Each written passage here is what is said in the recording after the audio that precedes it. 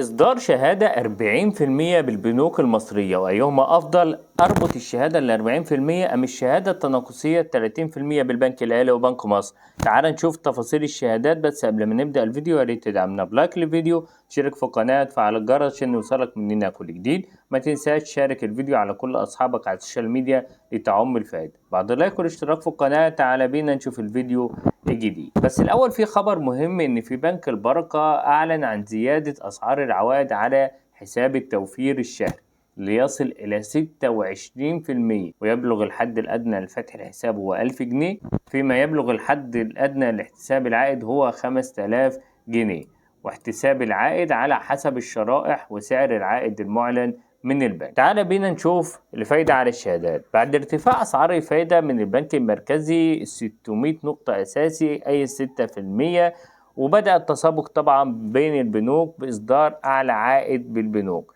وده بعد رفع أسعار الفايدة بطريقة غير مسبوقة من البنك المركزي بأعلى عائد 6%. وكمان البنك المركزي رفع الفايدة على أذون الخزانة، وكمان البنوك بدأت رفع أسعار الفايدة على حسابات التوفير لجذب معظم العملاء إلى البنوك. وحاليا معظم عملاء البنوك بيبحثوا عن أفضل عائد يصدر في البنوك، سواء أذون خزانة، سواء حسابات توفير، سواء الشهادات. وهنا يبحث كثير من العملاء وبيحاولوا التفرقة ما بين الشهادات اللي بيصدرها البنوك وهي أفضل عائد وإيه أفضل مدة. فبعد إعلان البنك المركزي رفع أسعار الفايدة 6%، ورفع البنك الأهلي الشهادات وأصدر شهادة 30% متناقصة، أول عام 30%، تاني عام 25%، وتالت عام 20%. لكن كان في إصدار شهادة سابقا 40%، ودي هي اللي تم إصدارها بالبنك العربي الأفريقي، الدفع فيها بيكون مقدما.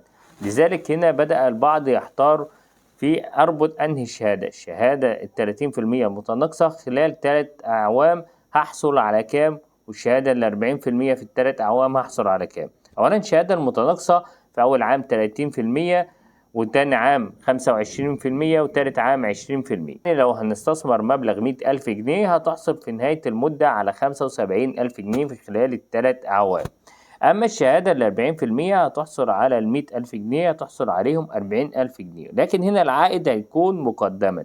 أما العائد على 30% هيكون في نهاية كل عام، هتاخد 30,000 جنيه في نهاية العام، 25 في نهاية العام، 20% في نهاية العام، وفي نهاية المدة كلها هيكون 75,000 جنيه. أما الشهادة ال40% هتحصل على المبلغ كاملا مقدما، وهنا الشهادات دي بتناسب البعض والشهادات المتناقصة بتناسب البعض الآخر.